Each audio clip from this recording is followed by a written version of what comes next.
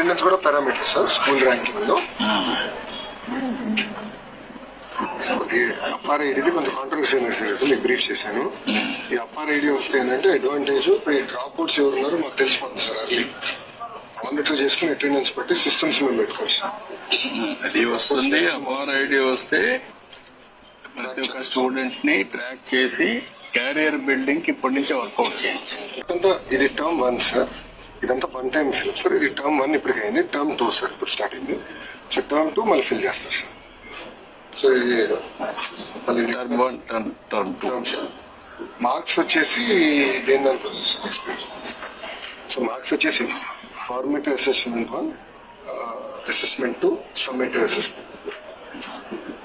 Reading skills, writing skills, project work, exam. ఇక్కడ మీరు formative assessment అంటే ఎట్లా చేస్తున్నారు మీరు? అది సార్ స్కూల్లో ఎగ్జామ్స్ పెట్టిన తర్వాత regular exams. Exams. What about నిర్మాణాత్మక అంటే ఏం పెడుతున్నారు? Format 2 sir. సెకండ్ నిర్మాణాత్మక ముదింపు. ఇది ఫార్మేట్ 2. ఫార్మేట్ 2 కూడా same return exams. Return exams, internal exam. Internal exams స్కూల్లో నిర్వహిస్తారు. Economics.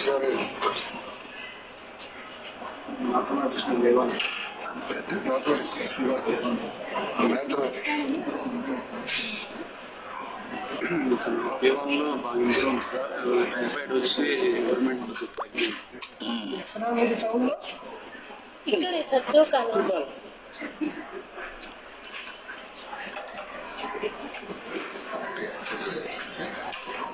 learning disabilities unte what are all the new technologies available will hire.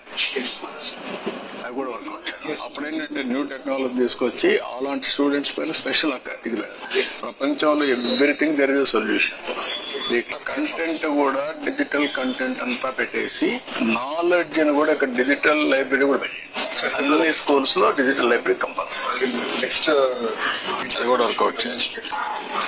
10th class నుంచి కంప్యూటర్ అవేర్నెస్ కూడా తీసుకురావాలి. కంపల్సరీగా 9th and 10th computer classes.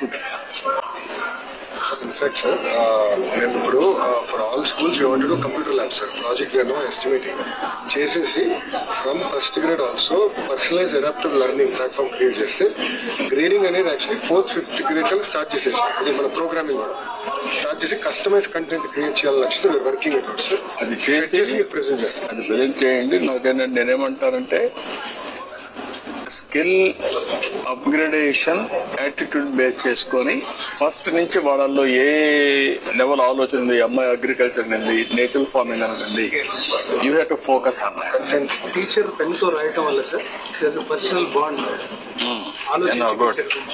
First time ఉపాధ్యాయులు కూడా బాగా కష్టం. ఇవన్నీ కూడా ఇవే మీరు డిజిటల్ లో పెట్టి సేమ్ వచ్చేస్తుంది సార్. సేమ్ థింగ్ డిజిటల్ ఉంది సార్. బట్ కొంచెం రాస్తేనంటే అందరికి కమిట్మెంట్ ఆలోచనతో ట్రై చేశాను sir. First you are writing once in a year. Yes sir. ఈ పార్ట్ అంతా ఇది టర్మ్ 1 సార్. ఇదంతా వన్ టైం ఫిల్ సార్. ఇది టర్మ్ 1 ఇప్పటికి అయింది. టర్మ్ 2 సార్ ఇప్పుడు స్టార్ట్ అయింది. సో టర్మ్ 2 మళ్ళీ ఫిల్ చేస్తారు సార్. సో ఇది